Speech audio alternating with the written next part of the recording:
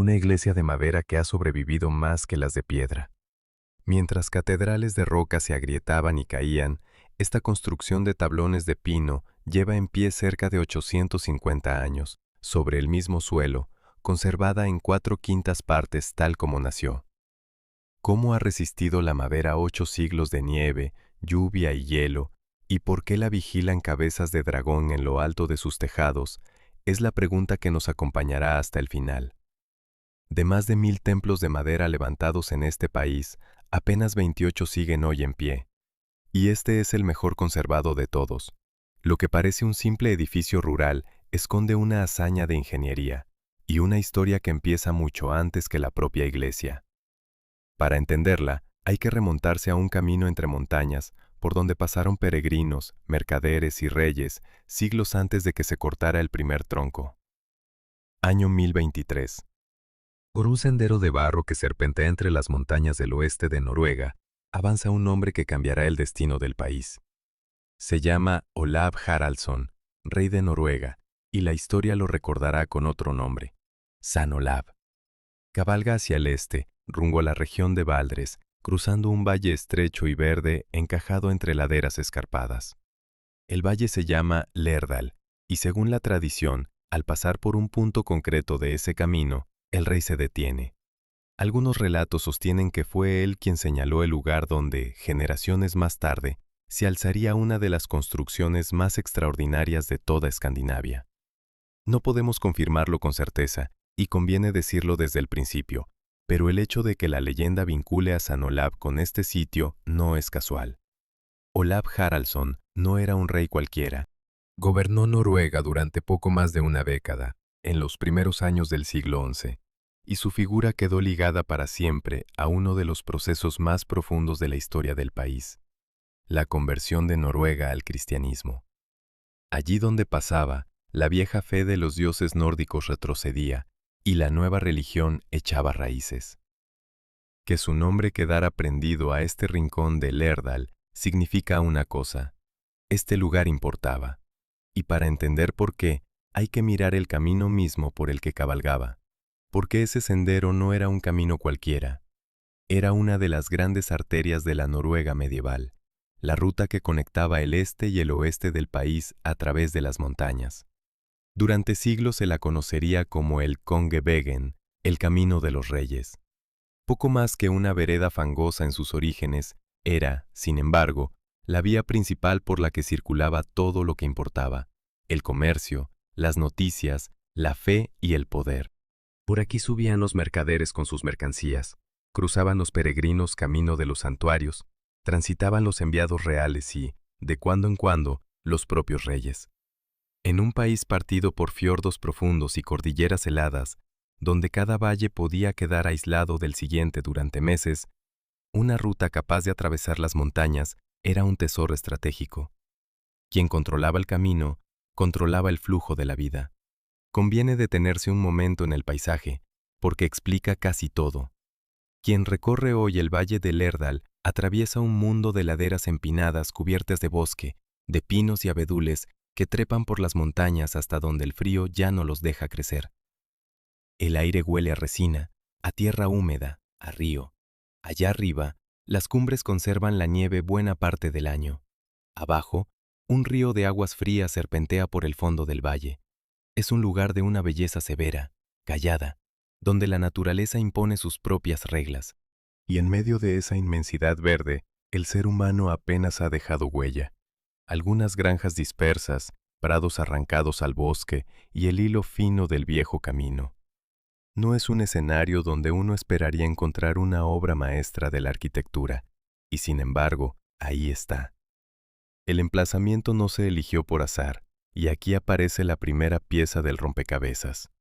Lerdal se encontraba en un punto clave de la ruta entre el oriente y el occidente noruegos, cerca del extremo de uno de los fiordos más largos y profundos del país, el Sognefjord. Era, a la vez, un cruce de caminos terrestres y una puerta hacia el mar interior. Por tierra y por agua, las personas convergían aquí. Un lugar así, donde se cruzan los viajeros, es un lugar donde se acumulan la riqueza, las ideas y con ellas la necesidad de un sitio sagrado donde detenerse, rezar y pedir protección antes de afrontar el siguiente tramo del viaje por las montañas. Una comunidad asentada en semejante encrucijada tenía motivos de sobra para querer una iglesia, y no una cualquiera. Hay, además, un indicio que apunta a algo más antiguo. Las excavaciones y los hallazgos en el terreno sugieren que, antes de la construcción que hoy contemplamos, probablemente existió en este mismo lugar una iglesia anterior, más pequeña y más modesta. Se han encontrado restos de materiales de un templo previo bajo el suelo. Esto encaja con un patrón que se repite por toda Noruega. Los primeros lugares de culto cristiano se levantaban a menudo sobre emplazamientos que ya tenían un significado especial para la comunidad, fueran antiguos puntos de reunión o sitios cargados de memoria. El terreno donde se alza nuestra iglesia llevaba, por tanto, mucho tiempo siendo un lugar aparte, un punto del valle al que la gente acudía. La construcción que nos ocupa no inauguró la importancia de este sitio, la heredó. Detengámonos ahora en lo que hace tan singular a este episodio.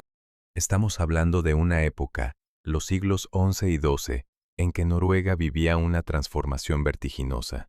El país acababa de salir de la era vikinga, ese tiempo de navegantes y guerreros que habían surcado los mares desde el norte hasta las costas de África y las tierras de América. Aquellos mismos hombres, o sus hijos y nietos, estaban ahora abandonando a los viejos dioses, a Odín y a Thor, y abrazando la cruz. Era un mundo a medio camino entre dos eras, donde las antiguas creencias no habían muerto del todo y la nueva fe aún no había arraigado por completo. En ese mundo en transición, levantar una iglesia no era solo un acto religioso, era una declaración de que un lugar, una comunidad, un valle entero entraban en una nueva época. El nombre del lugar es Borgund, y la construcción que con el tiempo se alzaría aquí, junto al Camino de los Reyes, sobre las huellas de un templo anterior, en el corazón de este valle de montañas y resina, llegaría a ser conocida como la iglesia de madera de Borgund, la Stavkirke de Borgund. Pero esa palabra, Stavkirke, iglesia de duela o de poste, encierra todo un mundo de ingeniería que aún no hemos abierto. Por ahora basta con saber que estamos ante una construcción de madera, enteramente de madera, levantada en uno de los climas más duros de Europa, donde la nieve sepulta los valles durante meses y la humedad lo pudre todo. Y aquí es donde el relato da su primer giro inquietante, porque si algo sabemos de la madera es que no dura, la madera se pudre, la madera arde, la madera se comba, se agrieta, se la comen los insectos y la deshace la intemperie. Frente a ella, la piedra parece eterna. Por eso las grandes catedrales de Europa se levantaron en roca, pensadas para desafiar a los siglos. Lo lógico sería que una iglesia de madera, expuesta a 800 años de nieve, lluvia y hielo noruegos, hubiera desaparecido hace mucho, reducida a polvo y recuerdo. Lo lógico sería que de aquel templo de Borgund no quedara hoy absolutamente nada, y sin embargo, queda casi todo. La iglesia de Borgund sigue en pie sobre el mismo suelo donde se construyó, conservada en una proporción asombrosa tal como era en su origen. De los más de 1000 templos de madera que llegaron a levantarse en Noruega a lo largo de la Edad Media, la inmensa mayoría se desvaneció con el tiempo, devorada por el fuego, la podredumbre, el abandono o la piqueta. Apenas 28 sobreviven hoy, y entre todos esos supervivientes, Borgund es el mejor conservado, el más íntegro, el más fiel a lo que fue. Una astilla de madera medieval que ha vencido a 8 siglos y medio de inviernos. Ese es el enigma que late en el fondo de todo este viaje y que iremos desentrañando paso a paso. No es magia, no es suerte, no es un milagro, es algo mucho más interesante, una combinación de conocimiento, de oficio y de una inteligencia constructiva tan refinada que cuesta creer que naciera en un valle remoto hace casi 900 años. La respuesta a cómo una iglesia de madera ha sobrevivido más que las de piedra está escrita en cada uno de sus tablones, en la forma de sus tejados, en el suelo mismo sobre el que se asienta. Hay que aprender a leerla. Sabemos ya, por tanto, por qué aquí. sabemos que este punto del valle del Erdal era un cruce de caminos cargado de paso, de poder y de memoria, ligado a la conversión de todo un país y quizá a un rey que se hizo santo. Pero saber por qué se eligió el lugar no es saber cómo se logró lo imposible, que una construcción enteramente de madera desafiara los siglos en uno de los climas más implacables del continente. Y para empezar a entenderlo, hay que retroceder a ese momento exacto en que un pueblo de antiguos adoradores de Thor decidió, junto a este camino de montaña, levantar una casa para un dios nuevo. Imaginemos a un hombre arrodillado ante una cruz de madera, susurrando una oración cristiana, y luego, esa misma noche, de regreso en su granja, dejando un cuenco de comida junto a la puerta para los seres invisibles que, según le enseñaron sus abuelos, deciden la suerte de la cosecha. No es un hipócrita, no es un traidor a ninguna de las dos creencias. Es un noruego corriente del siglo XII, un hombre que vive con un pie en cada mundo, en el instante exacto en que un pueblo entero está cambiando de dioses. Y la iglesia de Borgund nació precisamente de ese instante, de esa frontera invisible entre lo viejo y lo nuevo. Para comprender el edificio, hay que comprender primero a la gente que lo levantó y la encrucijada espiritual en la que se encontraba. Apenas 2 siglos antes de que se cortara la madera de Borgund, esta tierra rendía culto a Odín, a Thor, a toda la estirpe de los antiguos dioses nórdicos. Eran los dioses de los vikingos, divinidades de la guerra, del mar, de la tormenta y de la fertilidad. No tenían grandes templos de piedra ni catedrales. El culto se practicaba al aire libre, en bosquecillos sagrados, junto a un altar, en lugares especiales del paisaje o en unas construcciones de madera llamadas hob, que servían a la vez de sala de banquetes y de espacio ritual. La fe estaba entretejida con la tierra, con los árboles, con las estaciones. No miraba al cielo a través de la bóveda de una iglesia, sino a través de las copas de los pinos. La llegada del cristianismo lo cambió todo, pero no de la noche a la mañana. Conviene desterrar una idea simplista, la de que un día los noruegos eran paganos y al día siguiente cristianos. La realidad fue mucho más lenta, más enredada y más humana. La nueva fe se introdujo a lo largo de generaciones, traída por reyes, por misioneros, por el contacto con el resto de Europa. En la región donde se alza Borgund, se considera que el cristianismo llegó hacia finales del siglo X, alrededor del año 997. Pero llegar no es lo mismo que arraigar. Durante mucho tiempo después de esa fecha, la población siguió aferrada a buena parte de sus tradiciones y de sus creencias ancestrales. Los viejos dioses no se marcharon sin más. Se replegaron despacio, sobreviviendo en las costumbres, en los relatos, en los gestos cotidianos, mientras la cruz se imponía poco a poco en lo oficial. Aquí aparece un detalle que rompe cualquier imagen ingenua de aquella conversión y que el propio edificio conserva grabado. En una de las paredes de Borgund, alguien talló en algún momento de la Edad Media una inscripción rúnica. La firma un hombre llamado Thor, y en ella se queja de sus desgracias, pero no culpa de ellas al diablo cristiano ni invoca a ningún santo. Culpa a las Nornas, las antiguas divinidades femeninas del destino de la mitología nórdica, los seres que, según la vieja creencia, hilaban y regían la suerte de cada ser humano. Y lo hace, según el propio mensaje, una tarde durante la misa de San Olaf, la celebración de un santo cristiano. En una sola inscripción, en un solo gesto, conviven el rito cristiano y la superstición pagana. Un hombre que asiste a la misa de un santo y, mientras tanto, maldice su mala suerte echándole la culpa a los espíritus de sus antepasados. Esa es, condensada en unas pocas runas, el alma de la época. Detengámonos en lo que eso significa para nuestra historia. La iglesia de Borgund no se levantó en un mundo de cristianos convencidos y serenos, sino en una sociedad dividida por dentro, donde la fe nueva y la vieja luchaban y se mezclaban en el corazón de cada persona. Y esa tensión no quedó fuera del edificio, se metió dentro de él, se talló en su madera. Más adelante veremos hasta qué punto la propia decoración de la iglesia, sus figuras tan inquietantes, son hijas directas de esta frontera espiritual. Por ahora, basta con retener una idea. Borgund es un edificio fronterizo, un templo construido en el filo entre dos eras.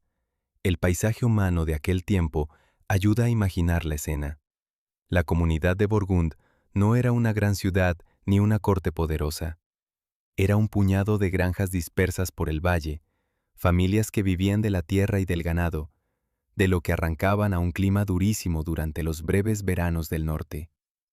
Gente que se conocía entre sí, donde todos sabían el nombre de todos, donde la iglesia no era un edificio anónimo en una urbe, sino el corazón de una comunidad pequeña y cerrada. Cuando esas familias se reunían para levantar un templo, no construían un monumento para impresionar a forasteros. Construían el centro de su propio mundo, el lugar donde bautizarían a sus hijos, donde se casarían, donde rezarían por sus muertos y por la próxima cosecha. Una iglesia, para ellos, era a la vez refugio espiritual y ancla de identidad. Y aquí surge una pregunta que recorre todo el relato en voz baja. Una comunidad rural, modesta, asentada en un valle remoto, sin las riquezas de las grandes ciudades europeas, decidió no levantar una simple cabaña para rezar, sino una construcción de una complejidad y una ambición extraordinarias. Volcó en ella una cantidad inmensa de trabajo, de madera, de tiempo y de talento. La respuesta a por qué lo hicieron tiene que ver, en parte, con lo que ya sabemos. Este era un cruce de caminos, un lugar de paso, un punto que importaba. Pero tiene que ver también con algo más profundo. En una época en que cambiar de dioses era cambiar de mundo, construir una iglesia magnífica era la forma de proclamar, ante uno mismo y ante los viajeros que cruzaban el valle, que la comunidad había abrazado la nueva fe con todas sus fuerzas. El edificio era el testimonio visible de una decisión espiritual. La elección del santo al que se dedicó el templo refuerza esa idea. Borgund se consagró al apóstol Andrés, uno de los 12 discípulos de Cristo, hermano de Pedro, y según la tradición cristiana, un hombre martirizado en una cruz de forma peculiar, con los brazos en aspa, en forma de X. Esa figura, la cruz en aspa, la llamada Cruz de San Andrés, no fue un detalle menor. Como veremos al adentrarnos en la estructura del edificio, esa misma forma reaparece una y otra vez en las entrañas de la iglesia, no solo como símbolo, sino como elemento constructivo. La devoción y la ingeniería, en Borgund, hablan a veces el mismo idioma. La fe a la que se acogía la comunidad quedó literalmente entretejida en los maderos que sostienen el techo. Conviene cerrar este capítulo del relato situándolo en su escala temporal, porque la cifra impresiona. Cuando los habitantes de Borgund levantaron su iglesia, hacia finales del siglo XII, hacía menos de 200 años que el cristianismo había llegado a estas tierras. 200 años es poco más que el lapso que nos separa hoy de comienzos del siglo XIX. Es el tiempo de unas 7 u 8 generaciones, lo bastante para que la nueva fe se hubiera asentado en lo oficial, pero no tanto como para que los ecos de la vieja se hubieran apagado del todo. Los bisabuelos de quienes construyeron Borgund habían rendido culto a Thor.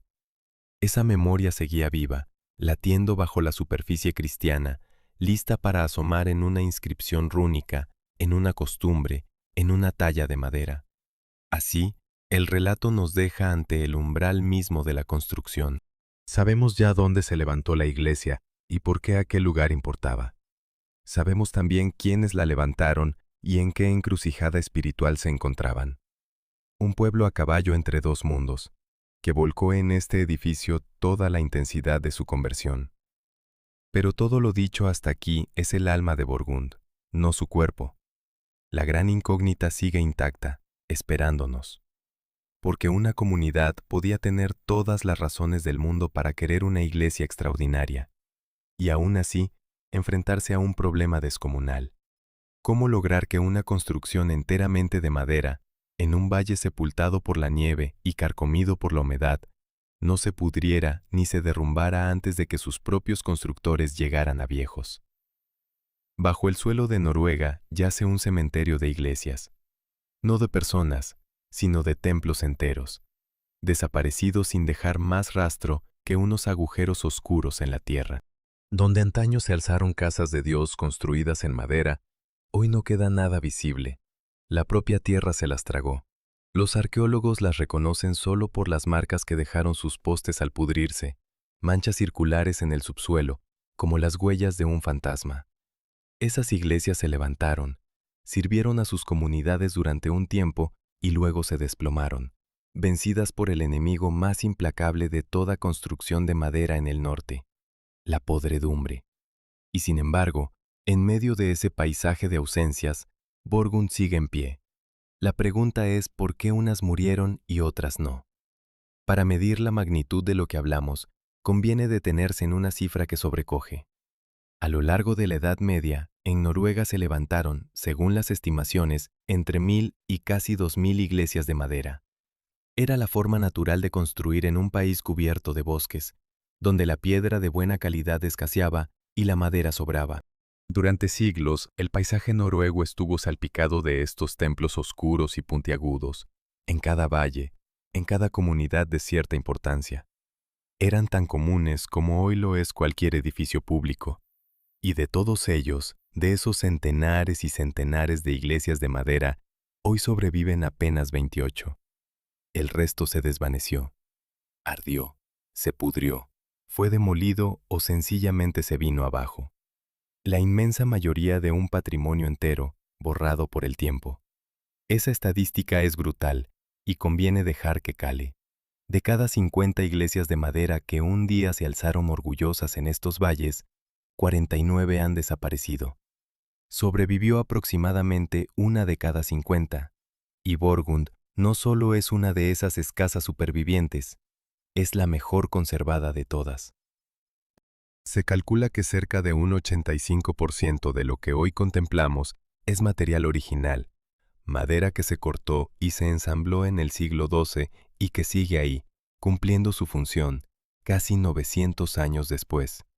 No es una reconstrucción, no es una réplica, es, en su abrumadora mayoría, el edificio auténtico, el de verdad, el que vieron con sus propios ojos quienes lo levantaron.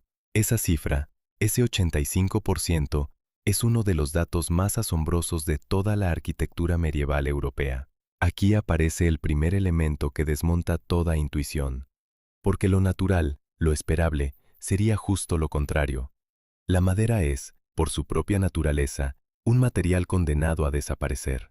Es materia orgánica, y la materia orgánica se descompone.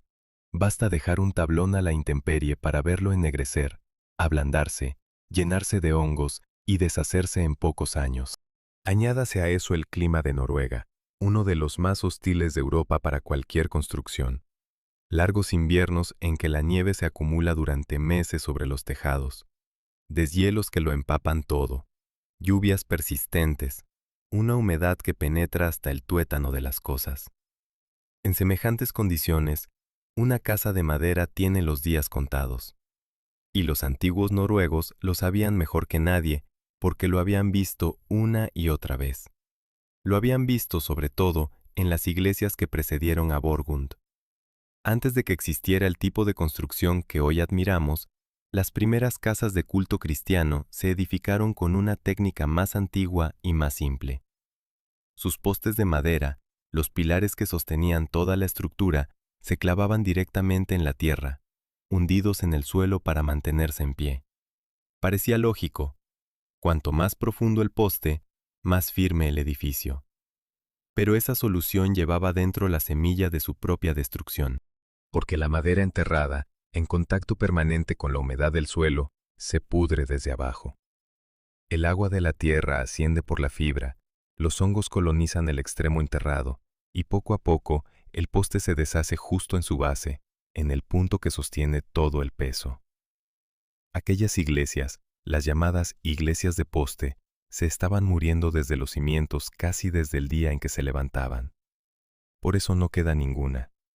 Por eso solo nos hablan a través de las manchas oscuras que dejaron en la tierra. Detengámonos en esa imagen, porque encierra la clave de todo. El enemigo no era el fuego, ni el viento, ni el peso de la nieve, aunque todos ellos hicieron su parte. El enemigo principal, el asesino silencioso de las iglesias de madera, era el agua en contacto con el suelo.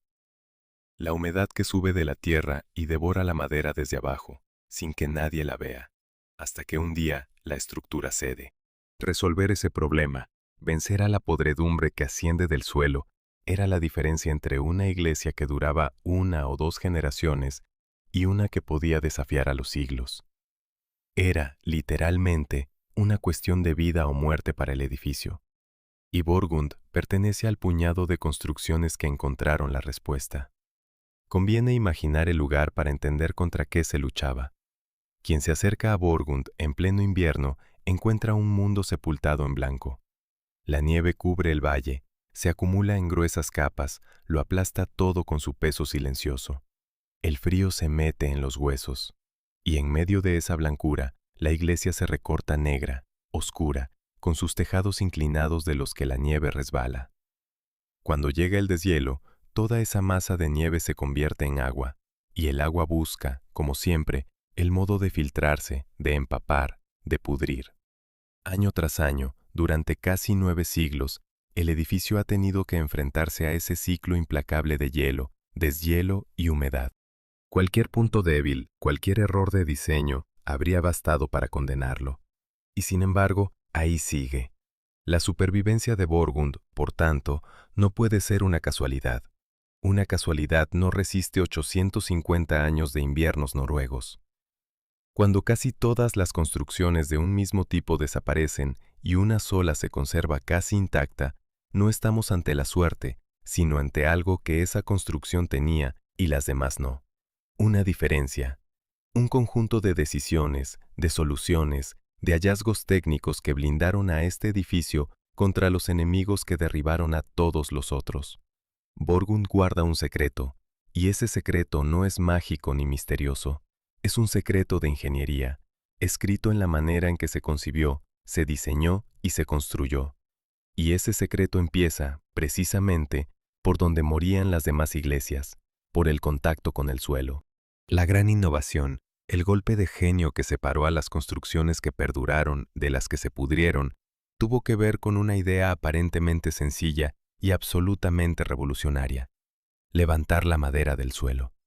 Impedir que los maderos que sostienen el edificio tocaran nunca la tierra húmeda. Apoyar toda la construcción sobre algo que el agua no pudiera pudrir. Suena simple enunciado así, pero ejecutarlo en una estructura de madera de semejante tamaño y complejidad exigió una maestría constructiva que pocos pueblos de la época poseían. Y los hombres que levantaron Borgund la tenían, porque la habían heredado de un linaje de constructores muy particular, gente acostumbrada a luchar contra el agua por oficio, gente que, antes de construir iglesias, había construido barcos. Dale la vuelta a Borgund en tu imaginación. Pon sus tejados puntiagudos hacia abajo, hunde su esqueleto de madera en el agua, y lo que verás no será una iglesia, será un barco. Un casco de líneas elegantes, de tablones ensamblados con una precisión asombrosa, capaz de surcar el mar más bravo sin hacer agua. No es una metáfora caprichosa, es la clave que explica cómo una construcción de madera ha vencido a 8 siglos y medio de intemperie. Porque los hombres que levantaron esta iglesia no eran, en su origen, constructores de templos. Eran herederos directos de los mejores carpinteros que ha conocido el norte de Europa, los constructores de los barcos vikingos. Para entender Borgund hay que entender de dónde venía el saber que la hizo posible.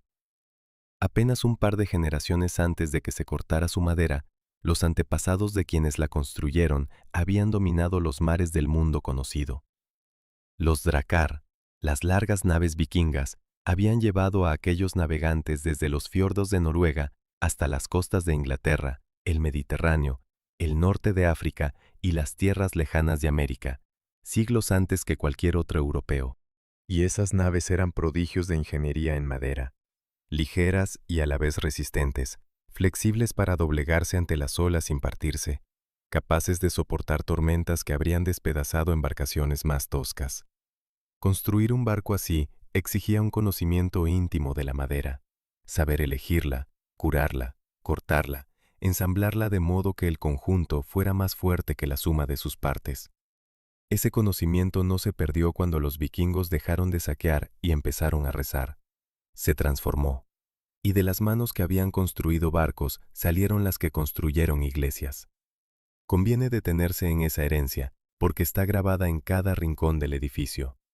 La misma técnica que permitía a un casco vikingo resistir el embate del océano, se aplicó, vuelta del revés, a resistir el embate del clima. Los carpinteros que levantaron Borgund pensaban como constructores navales, en términos de flexibilidad, de ensamblajes precisos, de estructuras que trabajan juntas para repartir el esfuerzo. Una iglesia, al fin y al cabo, se enfrenta a fuerzas parecidas a las de un barco. El viento que empuja sus costados como el oleaje empuja un casco. El peso de la nieve que la oprime como el agua oprime la quilla. Los cambios de temperatura que dilatan y contraen la madera. Quien sabía hacer que un barco sobreviviera al mar sabía, en el fondo, hacer que una iglesia sobreviviera al invierno. Y aquí aparece el corazón de la solución, el golpe maestro que separó a Borgund de las iglesias que se pudrieron. La construcción entera se concibió como un sistema de marcos de madera ensamblados entre sí, levantados no sobre la tierra, sino sobre una base de piedra. Esa es la idea que lo cambió todo. En lugar de clavar los postes en el suelo, donde la humedad los devoraba, los constructores los apoyaron sobre unas vigas horizontales que, a su vez, descansaban sobre un cimiento de piedra. La madera quedaba así elevada, separada del suelo, fuera del alcance del agua que asciende de la tierra. El enemigo que había matado a todas las demás iglesias quedaba, de un solo golpe de ingenio, neutralizado. El sistema merece mirarse de cerca, porque es de una elegancia notable. Sobre el cimiento de piedra se disponían unas vigas maestras, los maderos más gruesos de toda la estructura, cruzados entre sí formando una rejilla, una especie de almohadilla horizontal que repartía el peso del edificio sobre el suelo pétreo. Los extremos de esas vigas sobresalían más allá del punto donde se cruzaban, prolongándose hacia afuera. Sobre ese marco de base se erguían los postes de las esquinas y, de poste a poste, se tendían otras vigas horizontales que cerraban el rectángulo. Entre esos postes, las paredes no se hacían de troncos apilados, sino de tablones verticales encajados unos en otros. Toda la construcción era un juego de piezas que se sostenían mutuamente, un rompecabezas de madera donde cada elemento bloqueaba a los demás en su sitio. El elemento que da nombre a todo el conjunto son los postes verticales, las columnas de madera que en noruego antiguo se llamaban stav. De ahí procede el nombre de estas iglesias, Stavkirke, la iglesia de los stav, la iglesia de los postes. Esos postes, fabricados con la mejor madera disponible, son el esqueleto del edificio, los pilares sobre los que descansa todo lo demás. En el interior de Borgund se alzan 12 de ellos, 12 columnas de madera que se elevan libres desde la base hasta sostener la techumbre de la nave central. 12 postes que llevan casi 900 años cargando sobre sus hombros el peso entero de la iglesia, sin doblegarse. Quien entra hoy en Borgund y alza la vista hacia esos postes vive una experiencia difícil de olvidar. Las columnas, oscurecidas por el tiempo, se elevan hacia las alturas y se pierden en la penumbra del techo, allá arriba, donde la luz apenas llega. La sensación es la de hallarse no dentro de un edificio, sino dentro de un bosque. Un bosque de troncos altísimos y rectos, sumidos en una semioscuridad solemne, que se cierra sobre la cabeza como las copas de los pinos en lo más espeso de la floresta. No es casualidad. Esos hombres venían de un mundo de bosques, de un pueblo que durante milenios había vivido entre árboles y los había considerado sagrados. Al construir su templo, recrearon, quizás sin proponérselo del todo, la catedral original de sus antepasados, el bosque mismo, elevado y transfigurado en arquitectura. La estructura del tejado lleva esa misma lógica naval a las alturas. Para sostener la cubierta, empinada y pesada, los constructores idearon un sistema de armaduras cruzadas, pares de vigas que se cruzan formando X, trabadas entre sí y reforzadas con piezas adicionales que impiden que el conjunto ceda o se abra. En el caso de Borgund, a ese cruce básico se le añadió una viga más, atravesada para dar estabilidad extra, un refuerzo pensado por una mente que no dejaba nada al azar. Todo el armazón del techo es una red de maderos que se sostienen unos a otros, repartiendo el empuje, contrarrestando las fuerzas, conduciendo el peso de la nieve hacia los postes y de ahí, abajo, hasta la piedra. Es, otra vez, el pensamiento de un constructor de barcos aplicado a la tierra firme, una estructura que trabaja como un todo flexible y solidario, no como un montón de piezas rígidas. Conviene subrayar lo que esto significa, porque es el centro de toda la hazaña. La fortaleza de Borgund no nace de la rigidez, sino de lo contrario.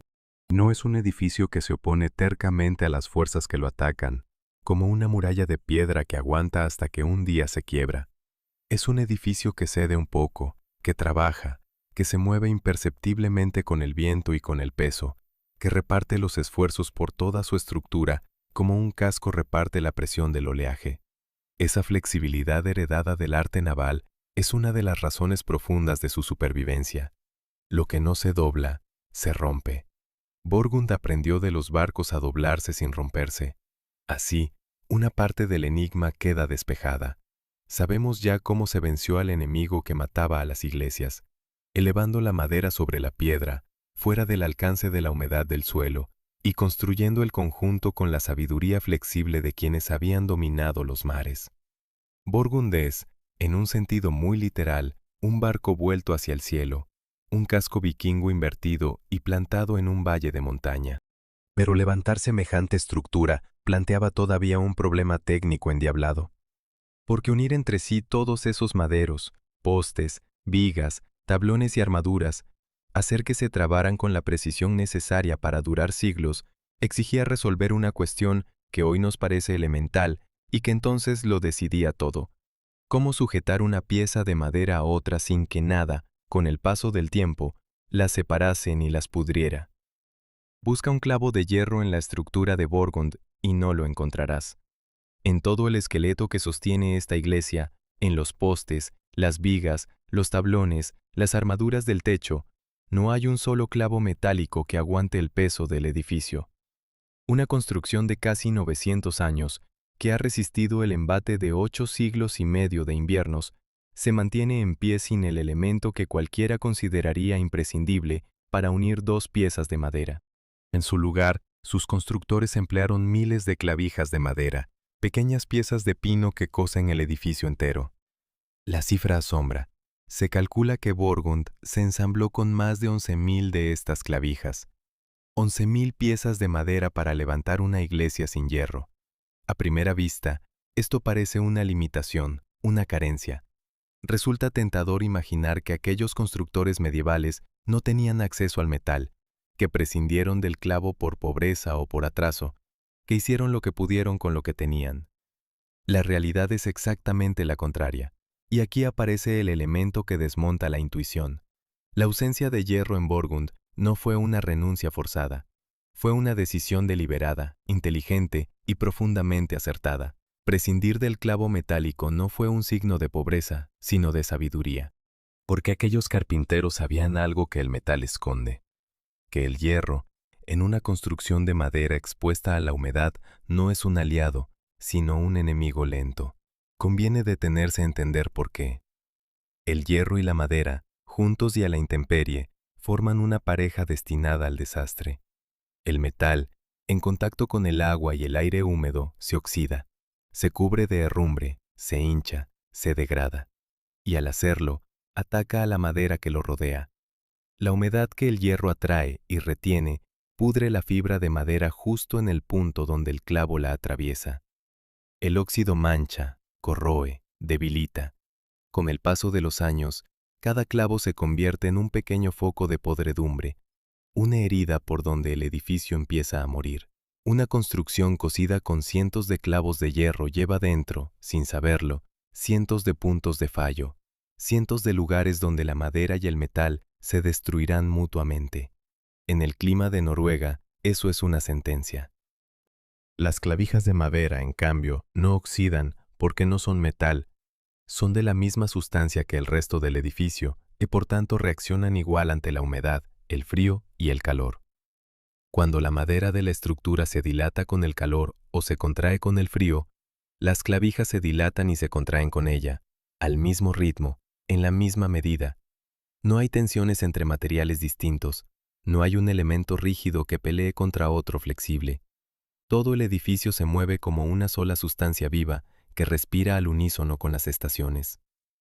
Una clavija de madera bien ajustada, lejos de pudrir lo que la rodea, se integra en el conjunto como si siempre hubiera formado parte de él.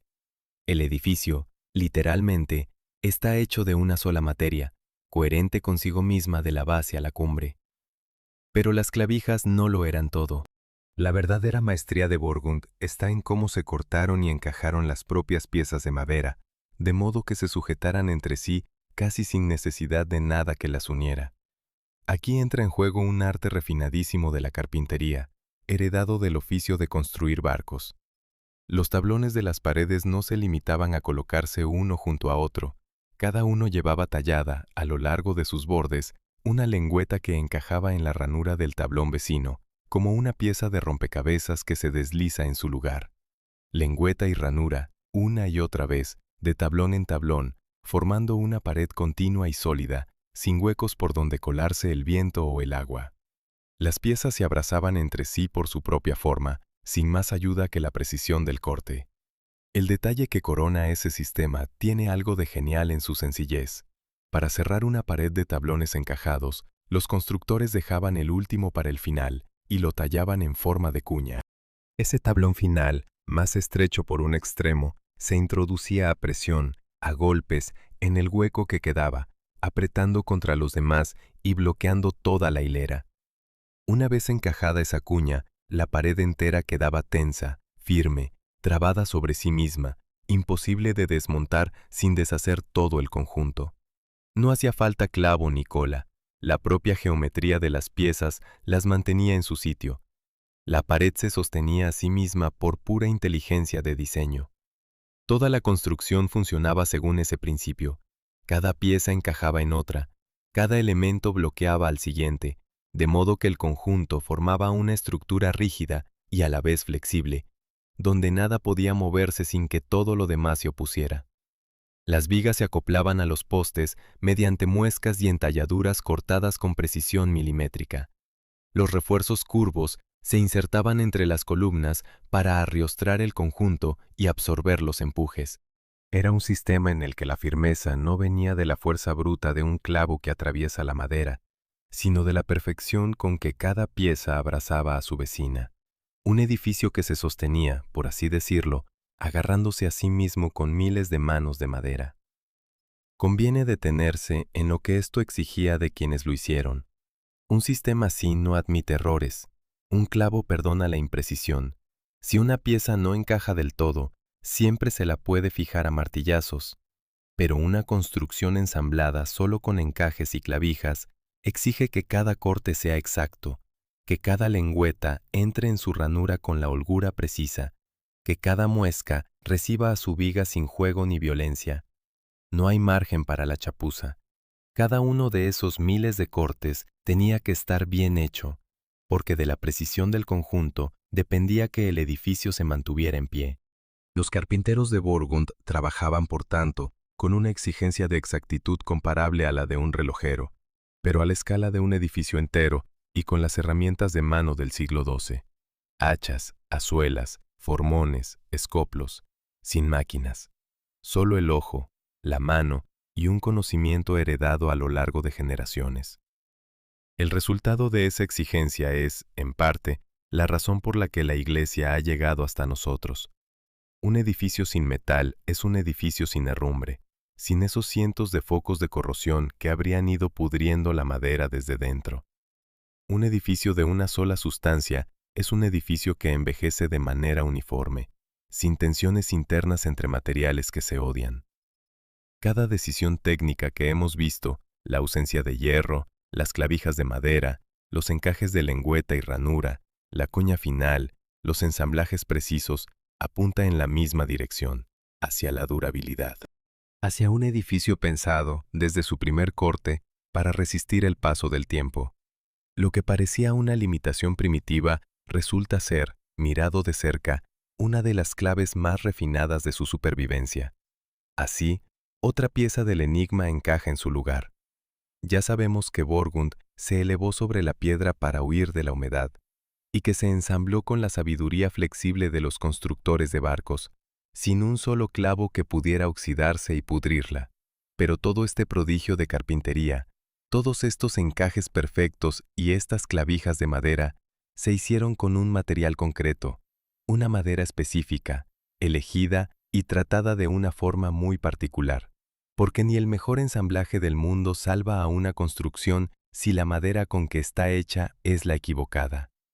Y los hombres de Borgund no usaron una madera cualquiera, usaron una que ellos mismos habían preparado años antes, en el bosque, mediante un método tan paciente como asombroso. Para construir esta iglesia, sus creadores empezaron a trabajar la madera años antes de cortar un solo árbol. La frase parece un contrasentido, pero encierra uno de los secretos mejor guardados de Borgund. Los hombres que la levantaron no fueron al bosque, talaron unos pinos y se pusieron a edificar. Hicieron algo mucho más astuto y mucho más paciente. Subieron a la ladera, eligieron los árboles que un día serían su iglesia y los hirieron deliberadamente, dejándolos vivos y en pie, para que el propio árbol fabricara, desde dentro, la sustancia que lo volvería casi indestructible. Y luego esperaron. Años. La iglesia de Borgund empezó a construirse, en cierto sentido, en un bosque, sobre árboles todavía vivos, mucho antes de que existiera como edificio. El método tenía una lógica de una sutileza extraordinaria. Cuando se quiere que la madera de un pino resista la podredumbre, lo que se busca es que esté impregnada de resina, esa sustancia espesa y pegajosa que el árbol produce de forma natural. La resina es un conservante formidable. Repele el agua, ahuyenta a los insectos, frena a los hongos. Un pino cargado de resina es un pino que tarda muchísimo más en pudrirse, y los antiguos noruegos sabían cómo lograr que un árbol se llenara de resina antes de cortarlo. Subían al bosque, escogían los pinos adecuados y les arrancaban las ramas y parte de la corteza, dejándolos heridos pero vivos, todavía enraizados en la tierra. El árbol, al sentirse dañado, reaccionaba como reacciona todo ser vivo ante una herida, tratando de curarse. Y para curarse, bombeaba resina hacia las zonas lastimadas, inundando su propia madera con aquel bálsamo espeso. Durante años, el pino permanecía así, en pie, sangrando resina hacia su interior, empapándose lentamente de su propio conservante natural. El árbol se iba transformando desde dentro, volviéndose más denso, más pesado, más saturado de aquella sustancia protectora. Solo después de ese largo proceso, cuando la madera estaba ya cargada de resina hasta el corazón, se talaba el árbol y se llevaba a la obra. Esa madera tenía un nombre especial y una calidad muy superior a la de un pino corriente. Era una madera densa, de anillos de crecimiento apretados, rica en resina, mucho más resistente a la humedad y a la descomposición que cualquier tronco recién cortado. Los constructores de Borgund no usaron, por tanto, simple madera de pino. Usaron una madera de élite, fabricada con paciencia a lo largo de años, mitad obra de la naturaleza y mitad obra del ingenio humano. Conviene detenerse en lo que eso revela sobre aquellos hombres. Preparar la madera de este modo exigía planificar con una antelación de años, a veces de toda una década. Significaba que quienes decidían construir una iglesia tenían que pensar mucho antes de empezar, herir los árboles correctos, marcarlos, esperar pacientemente mientras la resina hacía su trabajo, y solo entonces ponerse manos a la obra. No era el gesto de un pueblo primitivo que apilaba troncos sin más. Era la estrategia de una cultura que entendía la madera con una profundidad asombrosa, que conocía los secretos del árbol vivo y sabía ponerlos a su servicio. Una verdadera biotecnología medieval, ejercida con hachas de hierro y una paciencia que hoy nos cuesta concebir. Pero la resina interior, por sí sola, no bastaba. Una vez levantada la iglesia, había que protegerla también por fuera, blindarla contra la lluvia y la nieve que la azotarían año tras año. Y aquí aparece el segundo elemento de la coraza de Borgund, el que le da su aspecto más característico e inquietante, la brea. Todas las superficies exteriores de la iglesia, los tablones de las paredes, las tejas de madera del tejado, se recubrían con una capa de brea de pino, una sustancia oscura y espesa destilada de la propia resina de los árboles. Esa brea sellaba la madera, la impermeabilizaba, creaba sobre ella una película protectora que repelía el agua y frenaba la descomposición. Era, literalmente, una armadura líquida extendida sobre todo el edificio. La brea explica el color de Borgund y conviene detenerse en la imagen porque es sobrecogedora. Quien se acerca a la iglesia no encuentra la madera dorada o parda que cabría esperar, sino una construcción casi negra, oscura como el carbón, brillante en algunos puntos por las sucesivas capas de brea acumuladas a lo largo de los siglos. Recortada contra la nieve blanca del invierno o el verde intenso del verano, la silueta negra de Borgund tiene algo de aparición, de criatura antigua agazapada en el valle. El olor refuerza la impresión. Al acercarse a sus muros, el aire se llena del aroma penetrante de la brea de pino, un olor resinoso, intenso, ahumado, que apenas ha cambiado desde la Edad Media. Tocar esa madera es tocar una superficie endurecida, sellada, distinta de la madera viva. Es tocar la propia coraza del edificio. Esa armadura, sin embargo, no era eterna. Y aquí aparece un detalle que desmonta la idea de un edificio que se cuida solo. La capa de brea se desgasta. El sol, la lluvia, el hielo y el roce de los años la van consumiendo. Y si no se renueva, la madera vuelve a quedar expuesta. Por eso Borgund no es un monumento que haya sobrevivido en soledad, abandonado a su suerte. Es un edificio que ha exigido cuidado constante, generación tras generación. Cada cierto número de años, la iglesia debía volver a embrearse por completo, cubrirse de nuevo con esa capa protectora, renovar su coraza. Sin ese mantenimiento periódico, repetido durante siglos, la madera se habría deteriorado mucho antes.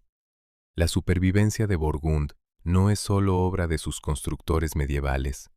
Es también obra de todas las manos que, a lo largo de 850 años, volvieron a cubrirla de brea para que aguantara una generación más. A la coraza química de la resina y la brea se sumaba, finalmente, una defensa puramente arquitectónica, la forma del tejado. Las cubiertas de Borgund son empinadísimas, inclinadas en pendientes pronunciadas, dispuestas además en varios niveles escalonados que se superponen unos sobre otros. Esa forma no responde solo a una búsqueda de belleza, aunque el resultado sea de una elegancia indudable.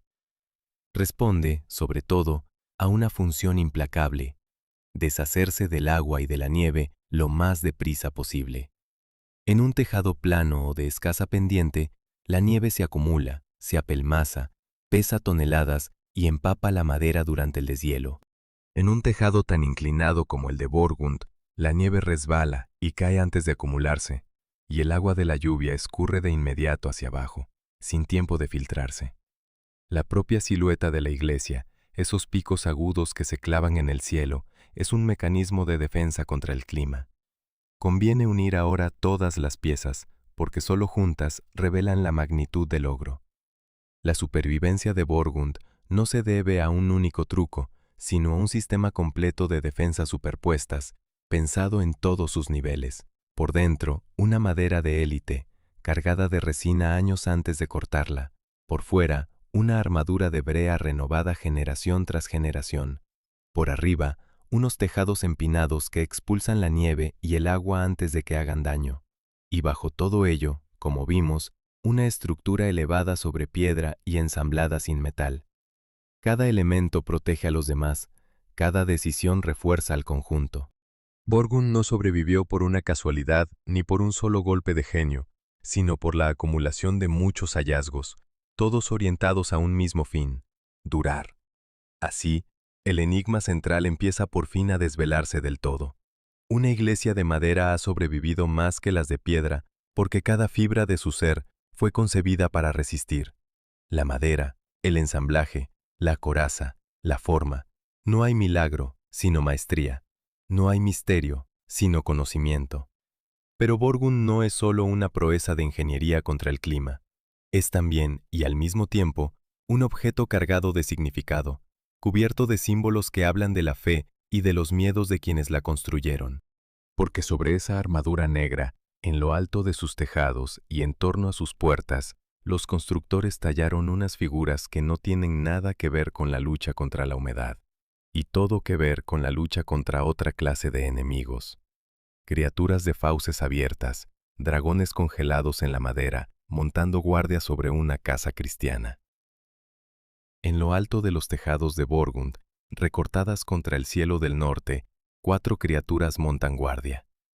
Tienen las fauces abiertas, el cuello estirado, la silueta amenazante. Son dragones, y se proyectan hacia el vacío desde las cumbres del tejado exactamente igual que las cabezas de dragón se proyectaban desde la proa de los barcos vikingos, hendiendo el aire como antes hendían las olas. Una iglesia cristiana.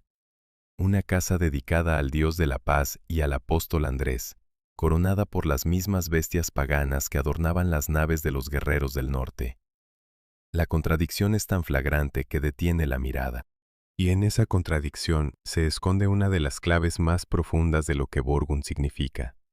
Para entenderla, hay que volver al umbral mismo de la iglesia, a su puerta principal, situada en el lado oeste. Porque si los dragones del tejado sorprenden, lo que rodea la entrada deja sin aliento. El portal occidental de Borgund es una explosión de talla, una de las obras maestras del arte en madera de la Europa medieval. Alrededor de la puerta, la madera cobra vida en un torbellino de figuras entrelazadas. Dragones de cuerpos alargados se muerden unos a otros en el cuello y en la cola, enredándose en una danza feroz. De las fauces de las bestias situadas en la base, brotan tallos de vid que ascienden, se retuercen y se trenzan con los cuerpos de los dragones de arriba. Hay serpientes, hay zarcillos vegetales, hay criaturas imposibles, todo fundido en una composición de una complejidad hipnótica, tallada con una destreza que cuesta atribuir a unas manos armadas solo con formones y paciencia.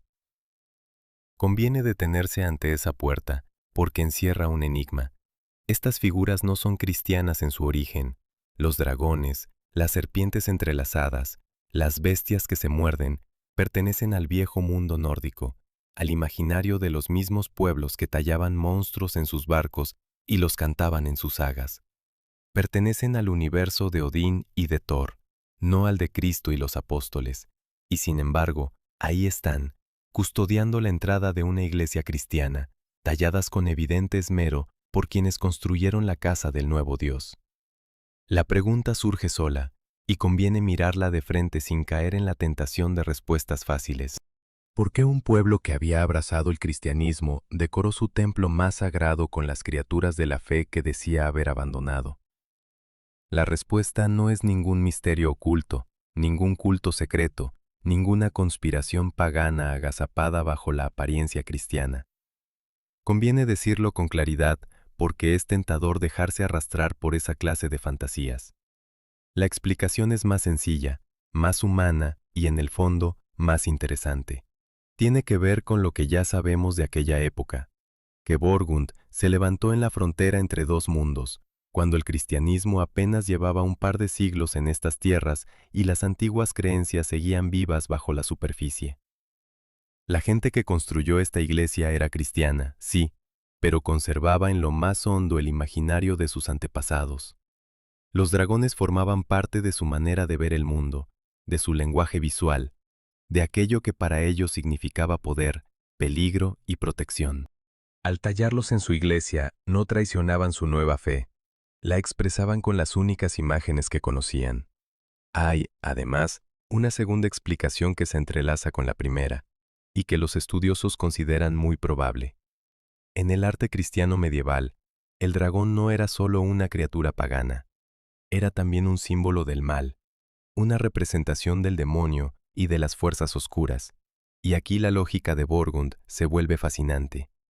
Esos dragones tallados alrededor de la puerta podían interpretarse, dentro del marco cristiano, como el mal que el fiel deja atrás al cruzar el umbral.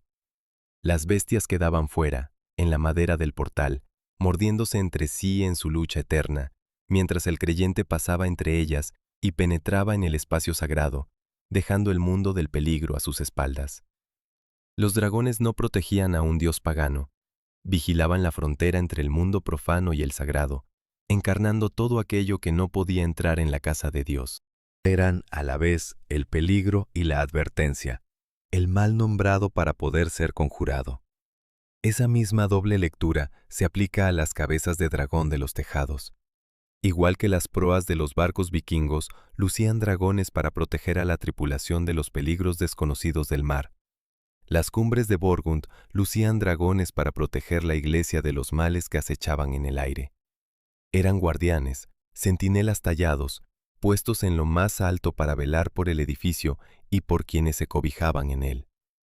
La gente de aquel tiempo creía que el mundo estaba lleno de fuerzas invisibles, de espíritus que traían la enfermedad, la desgracia, la muerte.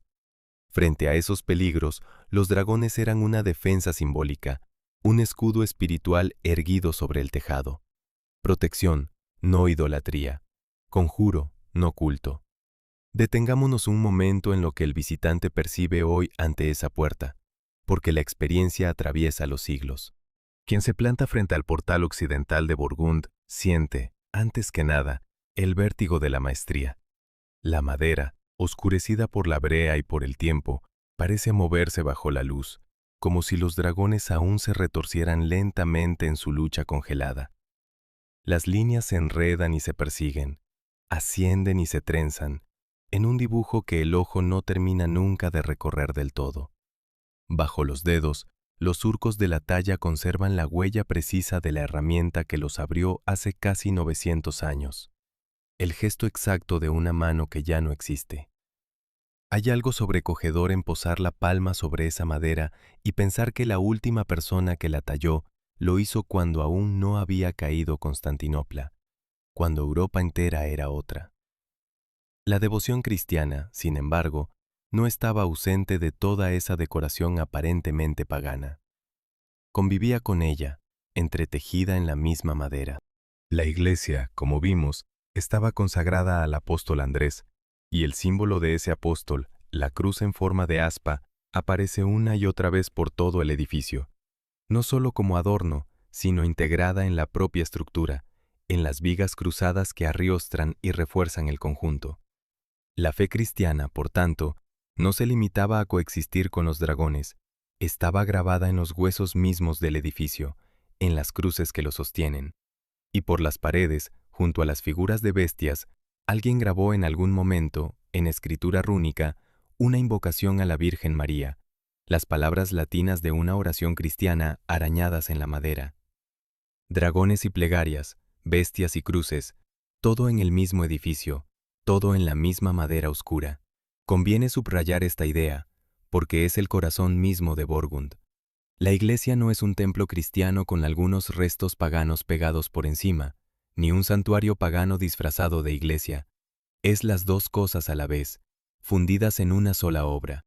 Es el retrato fiel de un pueblo y de un momento, el instante en que una cultura entera cruzaba el umbral de una era a otra, llevándose consigo, inevitablemente, lo que había sido antes. Los dragones de Borgund no son una contradicción que haya que explicar y descartar. Son el alma misma del edificio, el testimonio tallado de una transición espiritual que ningún texto podría contar con tanta elocuencia. En esa madera está escrita, sin palabras, la historia de cómo un pueblo cambió de dioses sin dejar de ser quien era. Así, una nueva capa del enigma queda al descubierto. Hemos visto cómo Borgund venció al clima con su ingeniería, y ahora hemos visto cómo venció al miedo con sus símbolos, cómo dio forma, en su madera, a la frontera entre dos mundos espirituales. Conocemos su esqueleto y conocemos su rostro, pero aún no hemos entrado del todo. Aún no hemos cruzado ese portal custodiado por dragones para adentrarnos en lo que aguarda dentro. Y quien lo hace descubre algo inesperado, casi desconcertante, que contradice todo lo que la imponente fachada parecía prometer. Un interior sumido en una oscuridad casi total, un espacio donde la luz, sencillamente, apenas existe. Cruzas el portal de los dragones y la oscuridad te traga. No es la penumbra suave de una iglesia europea cualquiera, con su luz filtrada por vidrieras de colores. Es una oscuridad casi total, densa, envolvente, que obliga a detenerse en el umbral y esperar a que los ojos se acostumbren. Donde la fachada prometía grandeza, el interior ofrece sombra. Durante unos segundos no se ve casi nada, solo negrura, y muy arriba, perdidos en las alturas, unos pocos hilos de luz pálida que descienden desde algún punto invisible del techo. Quien entra en Borgund por primera vez no encuentra un templo luminoso. Encuentra una caverna de madera, un espacio nocturno en pleno día. Y esa oscuridad, lejos de ser un defecto, es una de las decisiones más deliberadas y reveladoras de todo el edificio. La causa salta a la vista en cuanto los ojos se adaptan y rompe de golpe la imagen que solemos tener de una iglesia. En Borgund prácticamente no hay ventanas. Las paredes, hechas de aquellos tablones verticales encajados a lengüeta y ranura, se alzan macizas, continuas, sin los grandes vanos abiertos que esperaríamos en un lugar de culto. La luz no entra a raudales por amplios ventanales, porque esos ventanales no existen. En su lugar, los constructores se limitaron a perforar unos pocos orificios pequeños, redondos, abiertos en lo alto de las paredes, en la zona superior, cerca del techo. Por esas aberturas mínimas se cuela la única luz natural que recibe el interior, unos haces finos, escasos, que apenas logran arañar las tinieblas. El resultado es ese ambiente de penumbra perpetua, esa luz sagrada, tenue, que tanto impresionó a quienes describieron estas iglesias a lo largo de los siglos. A primera vista, esto parece un fallo, una carencia, incluso una torpeza. Resulta tentador pensar que aquellos constructores no sabían iluminar un edificio, o que carecían de la tecnología para abrir grandes ventanas, y de nuevo, la realidad es la contraria. La escasez de ventanas en Borgund no fue un error, sino una decisión inteligente, impuesta por las mismas razones que explican casi todo en esta iglesia: la lucha contra el clima y la búsqueda de la resistencia. Cada ventana abierta en una pared es una herida en la estructura. Es un hueco por donde se escapa el calor en un país de inviernos despiadados, y es, sobre todo, un punto débil por donde pueden colarse el agua, la humedad y el frío, los enemigos de siempre. Una pared maciza, sin apenas aberturas, es una pared más fuerte, más estanca, más cálida y más duradera. Al renunciar a la luz, Borgund ganaba en solidez y en abrigo. Sus constructores prefirieron una iglesia oscura y resistente a una luminosa y frágil. Conviene detenerse en esa elección, porque dice mucho sobre la mentalidad que levantó el edificio. En aquel valle de inviernos interminables, donde el frío mataba y la humedad pudría, el calor y la integridad de la estructura valían más que la luz. Una iglesia no tenía por qué ser luminosa para ser sagrada. Podía serlo, precisamente, por lo contrario, por su penumbra, por su recogimiento, por esa atmósfera de misterio que la sombra envolvía sobre todo lo que ocurría dentro. La oscuridad de Borgund no era un precio que se pagaba a regañadientes a cambio de resistencia. Era, también, una cualidad buscada, una forma de crear un espacio distinto del mundo exterior, un refugio donde la luz del día quedaba atrás y empezaba otra cosa.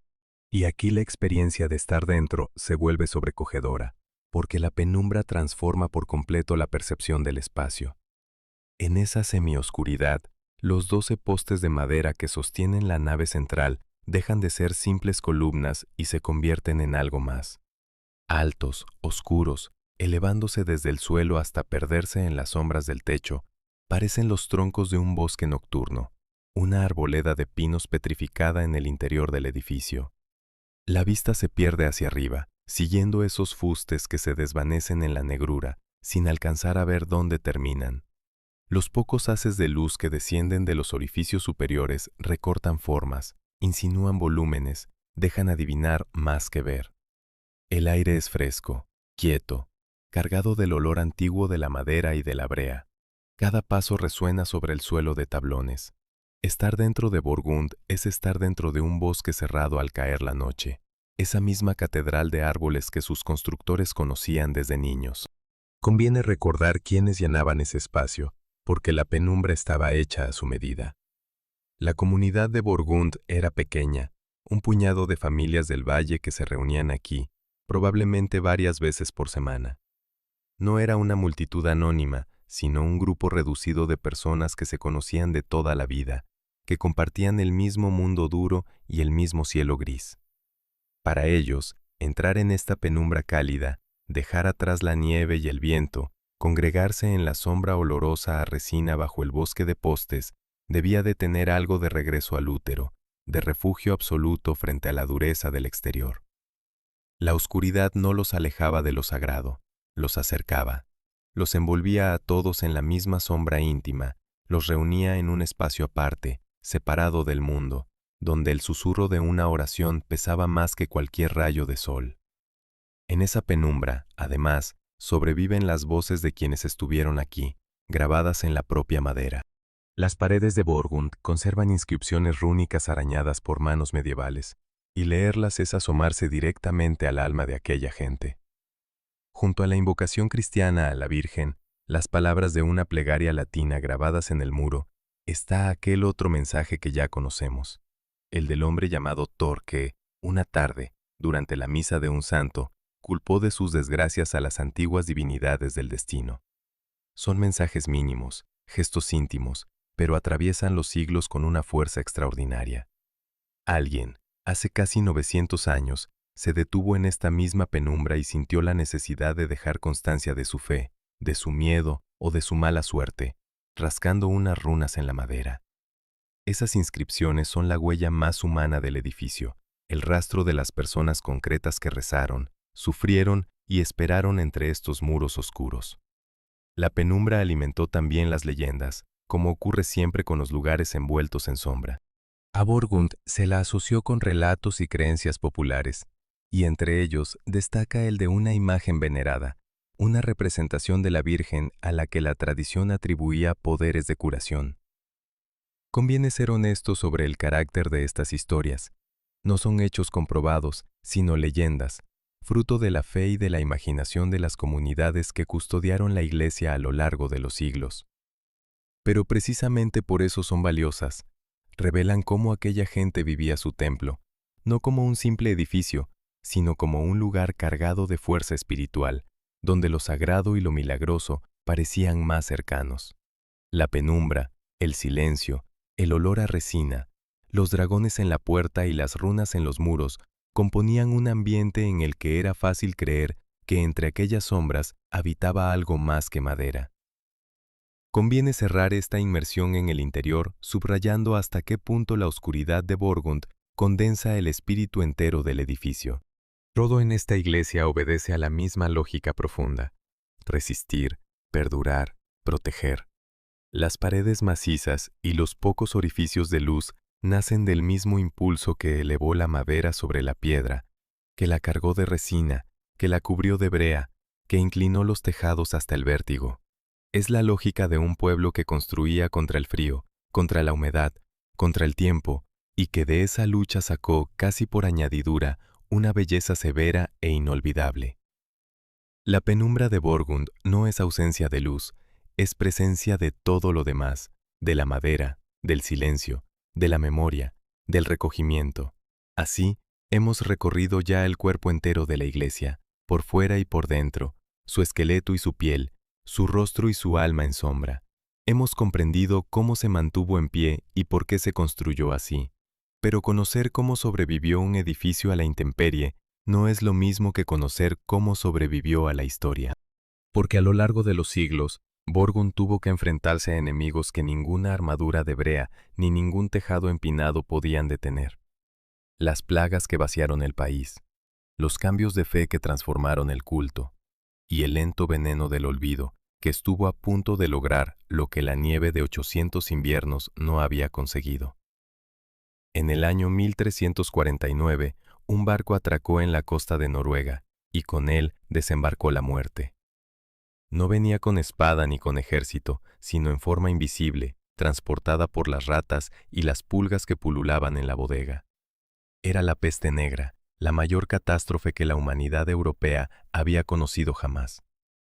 En cuestión de meses, la enfermedad se extendió por el país como un incendio, subiendo por los valles, cruzando las montañas, alcanzando hasta las granjas más remotas. Y a su paso, el mundo que había construido Borgund, el mundo de las iglesias de madera, se detuvo en seco. La peste no atacó al edificio. Atacó algo más profundo. Atacó a la gente que lo había hecho posible y a la civilización entera que lo había concebido. Para entender lo que aquello significó, conviene medir la magnitud del golpe. La peste negra mató a una proporción aterradora de la población noruega.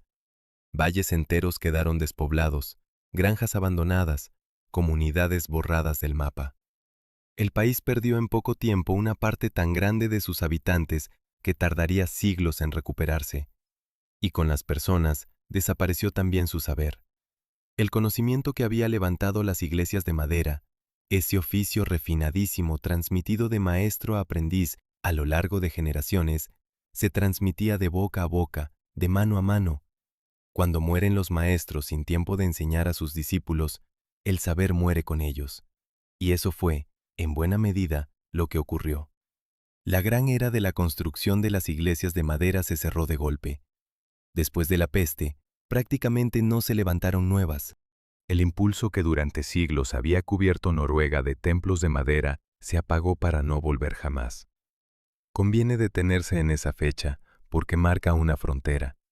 Borgund, levantada hacia finales del siglo XII, había tenido la fortuna de nacer en la cumbre de aquella tradición, cuando el oficio estaba en su apogeo. Apenas siglo y medio después, esa tradición agonizaba. La iglesia que hoy contemplamos pertenece, por tanto, a un mundo que desapareció poco después de crearla. Es la superviviente de una civilización constructora que la peste decapitó.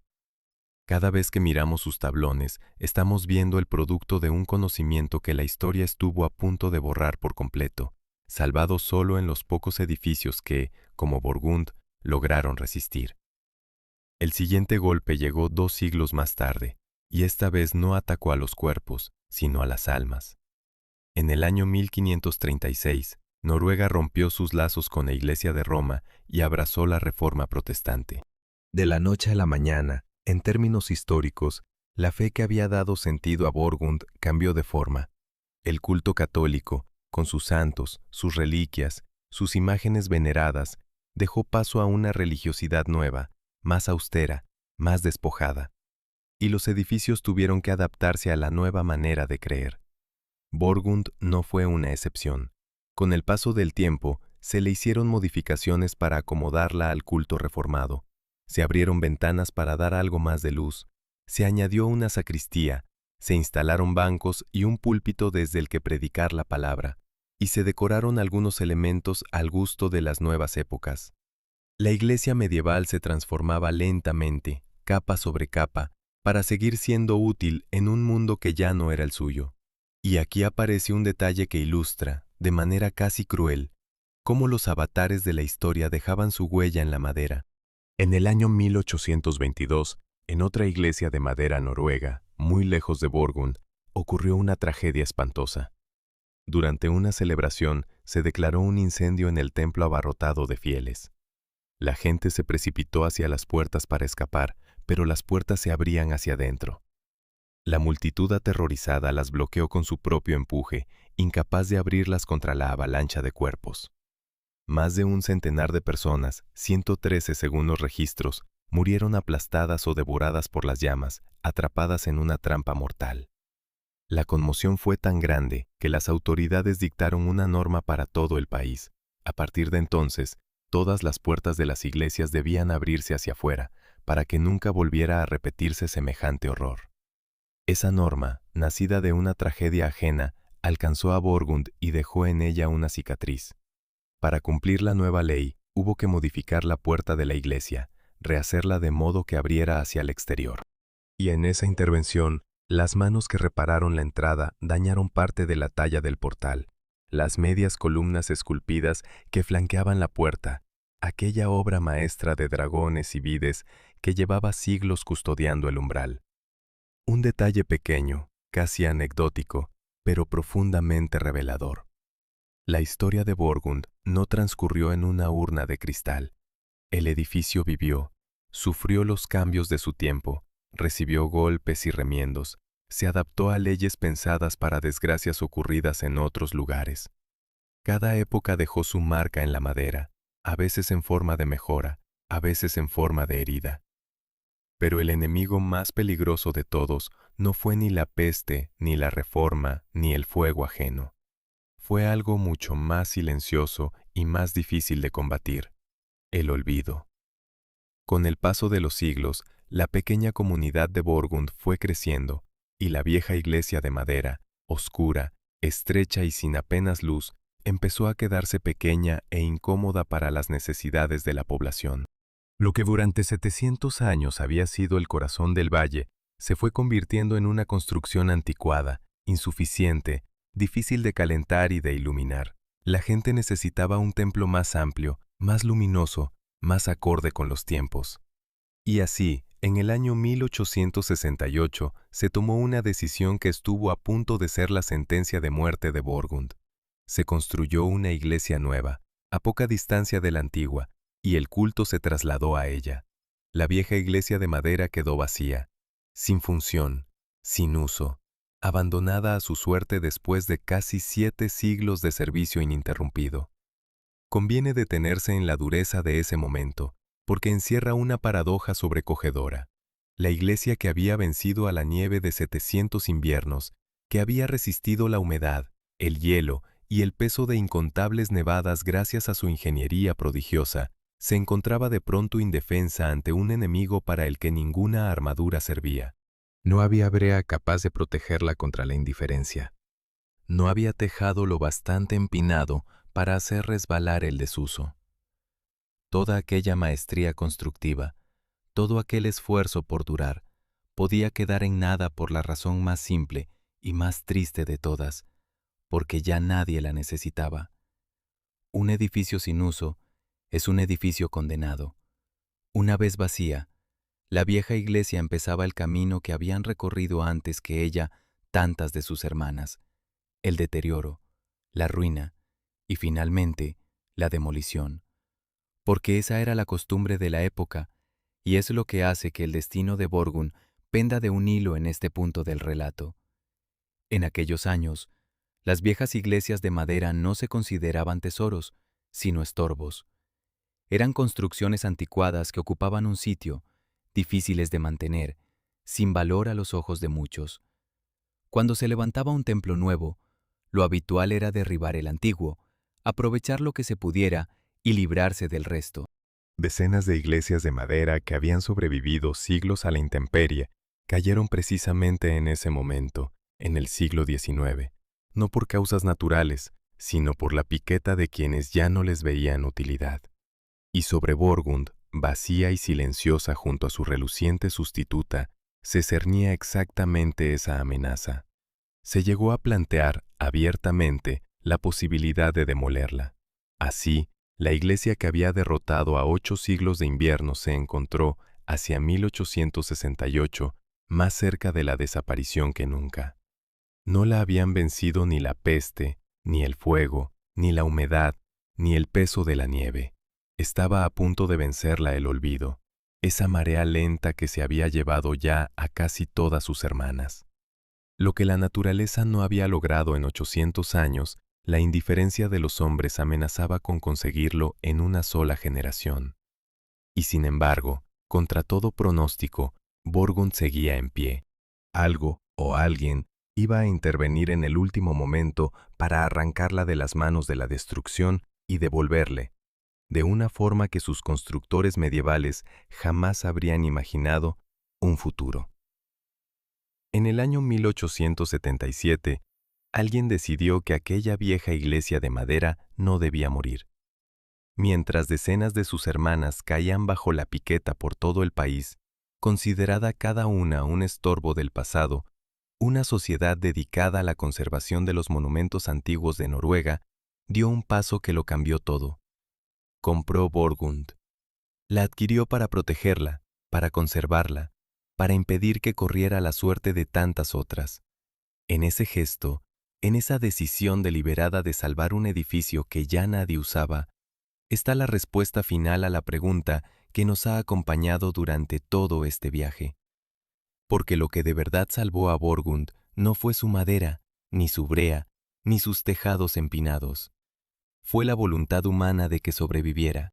Conviene detenerse en esa idea, porque le da la vuelta a todo lo que hemos visto.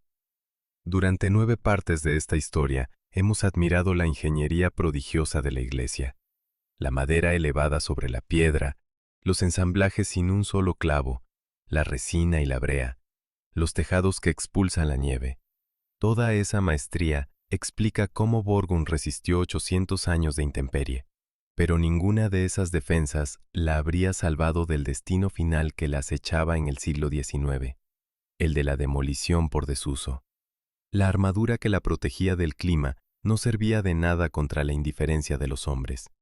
Frente a ese enemigo, el edificio estaba indefenso. Y si hoy sigue en pie, no es porque fuera indestructible, sino porque, en el momento decisivo, hubo personas que reconocieron su valor y decidieron rescatarlo.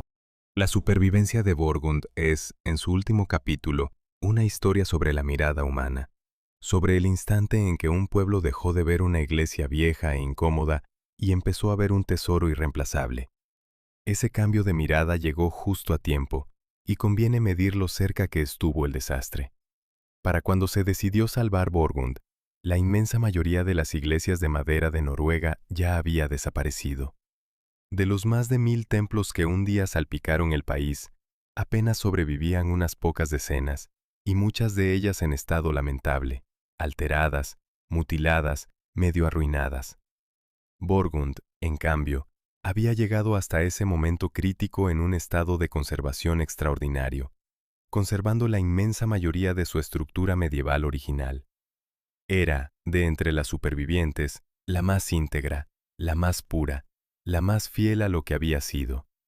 Salvarla no era salvar una reliquia deteriorada, era rescatar, casi intacto, un edificio de finales del siglo XII. Una cápsula del tiempo de madera, milagrosamente preservada hasta el umbral de la era moderna.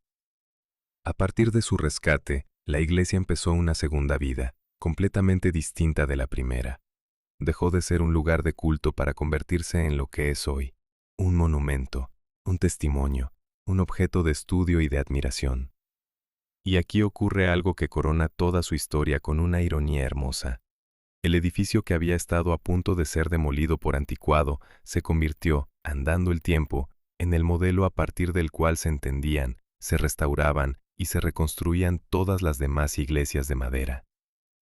Por su excepcional grado de conservación, Borgund se transformó en el prototipo, en la referencia, en el patrón con el que comparar a todas sus hermanas. Cuando se quería saber cómo era realmente una de estas iglesias en su estado original, se miraba a Borgund. Cuando se restauraba otra, se tomaba a Borgund como guía. El superviviente se convirtió en maestro. Su influencia se extendió mucho más allá de las fronteras de Noruega, y conviene detenerse en ello porque revela la fuerza de su imagen. La silueta de Borgund, sus tejados escalonados, sus dragones, su estructura de postes, sirvió de inspiración para levantar réplicas en otros países. Se construyeron imitaciones suyas en Alemania y en varios lugares de los Estados Unidos, donde comunidades de origen escandinavo quisieron recrear, lejos de su tierra, aquel símbolo poderoso de sus raíces. Una pequeña iglesia de un valle remoto noruego se multiplicó así por el mundo, convertida en emblema reconocible de toda una cultura, y su forma siguió resonando incluso en la imaginación contemporánea. El estilo de estas iglesias de madera, con sus maderas oscuras y sus formas inquietantes, ha inspirado la ambientación de obras de la cultura popular de nuestros días, llevando el eco de Borgund a millones de personas que quizá nunca han oído su nombre. Pero su supervivencia, conviene recordarlo, no quedó garantizada para siempre con aquella compra del siglo XIX. Un edificio de madera de 800 años no se conserva solo, y aquí reaparece una verdad que recorre toda su historia. Borgund ha exigido y sigue exigiendo un cuidado constante, una vigilancia permanente. Ya en nuestra época, las autoridades noruegas pusieron en marcha un gran programa para preservar el puñado de iglesias de madera que aún quedaban en el país. Un esfuerzo que se prolongó durante años con el fin de reparar sus cimientos, renovar sus tejados y consolidar sus estructuras. Y para llevarlo a cabo, hubo que hacer algo extraordinario, recuperar oficios casi perdidos. El conocimiento de cómo se fabricaba la antigua brea de pino, cómo se tallaban las tejas de madera, cómo se trataba la estructura, había estado a punto de desaparecer, igual que había desaparecido siglos atrás con la peste. Los conservadores tuvieron que reconstruir ese saber, recuperarlo a partir de documentos, de análisis, de los pocos artesanos que aún lo conservaban. Salvar Borgund significó también rescatar el conocimiento que la había hecho posible. Hoy, la vieja iglesia ya no resuena con los rezos de una comunidad, pero no ha quedado muda. Recibe, en cambio, a quienes llegan de todo el mundo para contemplarla, para cruzar bajo sus dragones, para adentrarse en su penumbra y sentir el peso de los siglos en su madera oscura. Junto a ella se levanta un centro de visitantes moderno, donde se explica la historia de estas construcciones y del mundo que las creó.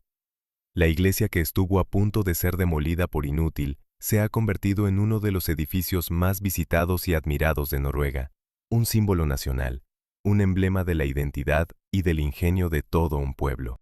El destino quiso que aquel templo abandonado en 1868 acabara siendo, siglo y medio después, uno de los tesoros más preciados del país. Llegados al final del camino, podemos por fin responder a la pregunta que lo abrió.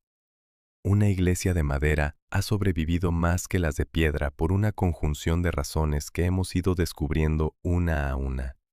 Sobrevivió porque sus constructores la elevaron sobre la piedra para huir de la humedad del suelo, porque la ensamblaron con la sabiduría flexible de los constructores de barcos, sin un solo clavo de hierro que pudiera oxidarse y pudrirla, porque la levantaron con una madera de élite, cargada de resina años antes de cortarla, y la cubrieron con una armadura de brea renovada generación tras generación, porque inclinaron sus tejados hasta el vértigo para expulsar la nieve y el agua, y porque cuando todas esas defensas ya no bastaron, cuando el verdadero enemigo resultó ser el olvido, hubo seres humanos que decidieron que aquella obra merecía perdurar. La madera explica cómo Borgund desafió al clima, pero fue la voluntad humana la que la salvó de la historia.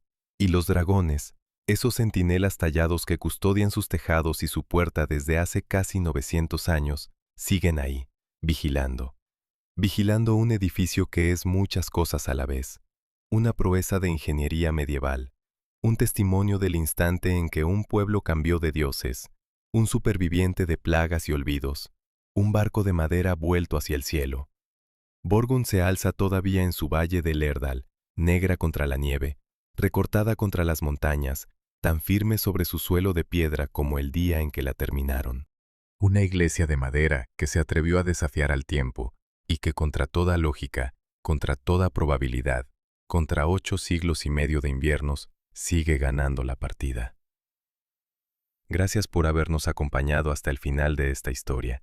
Si os ha cautivado el enigma de esta iglesia que venció a la piedra, dejad vuestro gusto, suscribíos al canal y seguid con nosotros en busca de las grandes maravillas que el ser humano levantó y que aún tienen mucho que contarnos.